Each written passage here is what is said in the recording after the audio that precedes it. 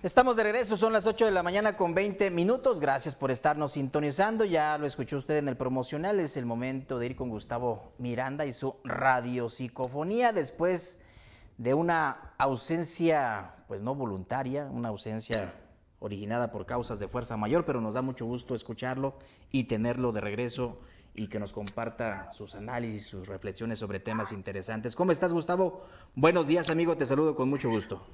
Pues mira, yo también saludo al auditorio, a mi amigo Adán García, que es el conductor de este programa, y vamos a empezar con el tema, mi querido amigo. Y el tema es, me dice Gustavo Miranda, Plan de Justicia y Desarrollo Regional.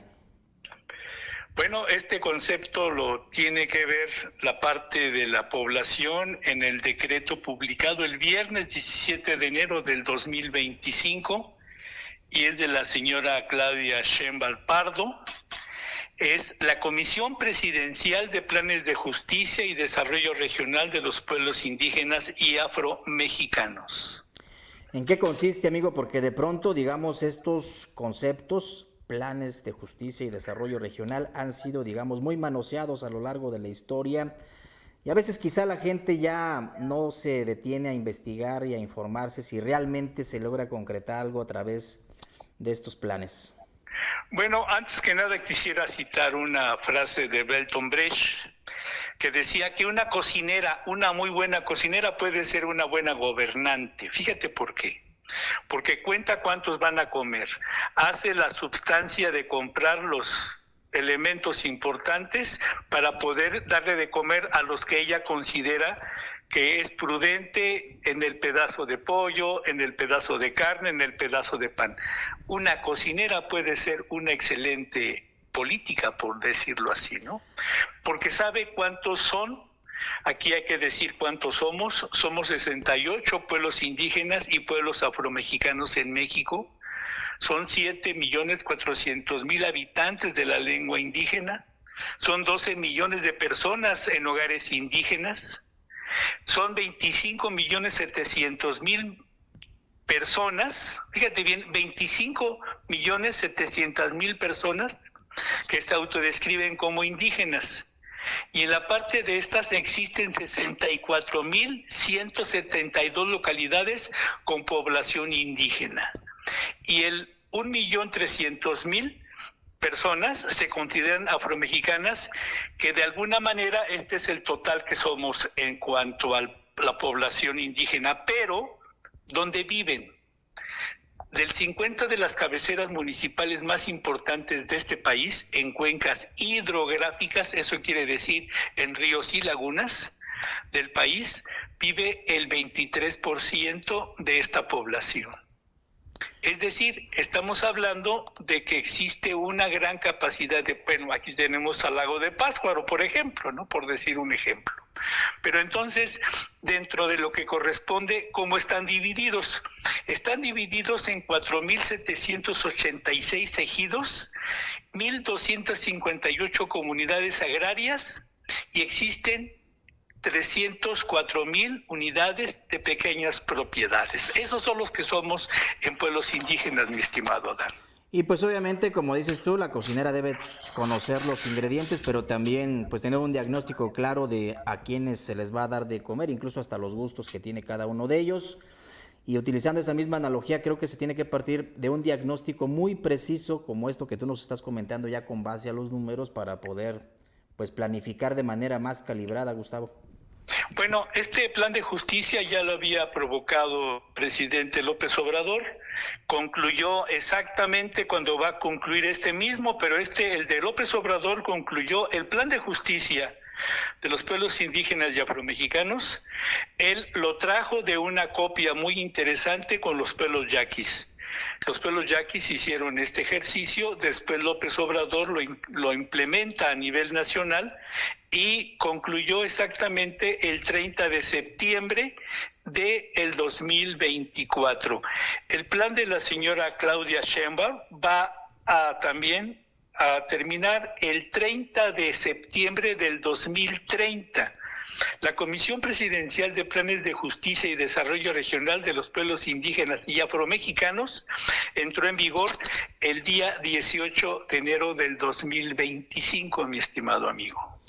Y bueno, pues qué interesante esto que tú nos comentas. Mi estimado Gustavo, platícanos en el caso de Michoacán, donde tenemos una presencia importante de pueblos originarios, ¿cómo se puede ver traducido este plan? Bueno, aquí hay que decir cosas muy interesantes. La reforma constitucional que ya publicó el gobierno del estado a través de las instancias normativas, ya tenemos una reforma constitucional de pueblos indígenas muy importante. El primer estado en el país que reconoce al cuarto orden de gobierno en las, por ejemplo, ¿no? Ha sido un tanto difícil establecer estas condiciones porque hay que entender el plan de la señora Claudia Sheinbaum establece que primero habla de los derechos humanos. Se pasa toda la primera página y la página y media y está hablando de derechos humanos. Después va a hablar de las estructuras que tenemos como administración pública para llevar a cabo este plan de justicia. Y luego nos va a integrar en la parte que corresponde al artículo 7 del convenio 169, que el convenio 169 es un tratado internacional que establece la parte del territorio. Esto es importante porque hay una problemática muy fijada en México. Tenemos un artículo 27 constitucional, pero aquí se habla del territorio que está obviamente en manos y pertenece al Estado mexicano. Pero la parte que corresponde al territorio de los indígenas se le llaman bienes naturales. ¿Y esto qué quiere decir? Pues todo lo que corresponde al agua, al ambiente, al aire, al agua, al suelo, ¿sí? A todo lo que de alguna forma se desarrolla en este medio natural. Entonces, la parte que corresponde al derecho de la nación es el territorio. Y lo que corresponde a los pueblos indígenas son los bienes naturales. La presidenta de México, en cada momento que ha tenido la oportunidad, siempre saca al presente aquel pasado donde ella pues tuvo la oportunidad de estar aquí en Michoacán, en las comunidades indígenas, en Cheranástico específicamente, realizando este proyecto de las estufas ecológicas. Y luego recuerdo que regresó hace poquito también para emprender un proyecto también amable con la naturaleza. Ese acercamiento que tuvo en el pasado la presidenta de México, ¿realmente le ha ayudado para entender, digamos, la problemática, las necesidades? ¿Cómo lo pulsas tú, amigo? Estamos en una nueva etapa del gobierno de la República para con los pueblos indígenas. Bueno, es que esto pasó a partir del día 30 de septiembre del 2024 y fíjate qué buena pregunta me estás haciendo porque la parte que establece el decreto, estamos esperando las leyes secundarias, que eso tiene de cabeza a los legisladores, ¿no? Pero la parte de la reforma constitucional se publicó el 30 de septiembre y entró en vigor el 1 de octubre del 2024. Es decir, ya tenemos una estructura formal, jurídica, constitucional, de que los pueblos indígenas ya no son de las políticas asistencialistas como lo fue el INI, el CDI. El INPI, el Instituto Nacional de Poblaciones Indígenas, establece en su estructura a 5 años de la estructura como el INPI ya recibe esta reforma constitucional y ya no se aportan políticas asistencialistas, se aportan políticas integrales a las decisiones de los pueblos indígenas porque ya son sujetos de derecho público. Hazme una pregunta sobre ese punto, por favor. A ver, amigo, pues más bien tú compleméntame esa idea porque la dejaste a medias. Bueno, la parte que implicaba esto, 532 años los pueblos indígenas fueron objetos de derechos. A partir del 1 de octubre que entra en vigor la reforma constitucional, ya los pueblos indígenas son sujetos de derecho público, marco jurídico y patrimonio propio. De hecho, vamos a hablar en la siguiente semana, que todavía nos va a dar tiempo, que por aquí estará nuevamente la presidenta de este país, mi querido amigo. Excelente, mi estimado Gustavo. Una reflexión final, porque ya el tiempo nos ha también alcanzado.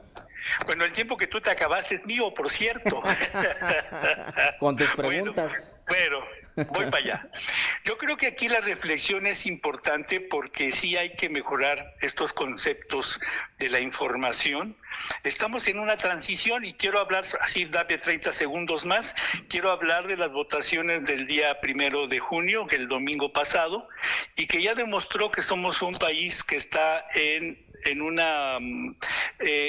se está inventando este país, y qué bueno, porque nos hace mucha falta reinventarnos y co-crearnos, y esta participación de los pueblos indígenas en el ámbito nacional es una co-creación que tiene la Constitución Política de los Estados Unidos Mexicanos para integrar dos aspectos: borrar ese pasado marginal que tuvimos con los pueblos indígenas, y que ahora este documento de la señora Claudia Sheinbaum puede llevar al desarrollo regional a los pueblos indígenas. Y el primer caso que vamos a ver es la región del Lago de Pátzcuaro, mi querido amigo. Aunque hay que decirlo también que fue una votación bastante baja, considerando el histórico de las votaciones, por todos los elementos y características propias de esta elección atípica, mi estimado, pero diría el comercial, esa es otra historia. Bueno, voy a hablar otros 15 segundos más para decirte dos cosas que son esenciales, mi querido amigo. Una persona que haya votado hubiera sido lo diferente de los demás. ¿Tú vas a votar? Sí, pregunto amigo. públicamente. Sí, yo amigo, también. por supuesto. Bueno, te doy un abrazo fraternal y republicano. Fraternal, republicano y democrático. Muchas gracias, Y amigo. democrático, claro que sí. Un abrazo también para ti. Hasta pronto. Es Gustavo Miranda y con eso vamos a una nueva pausa. Son las 8 de la mañana con 32 minutos. Gracias.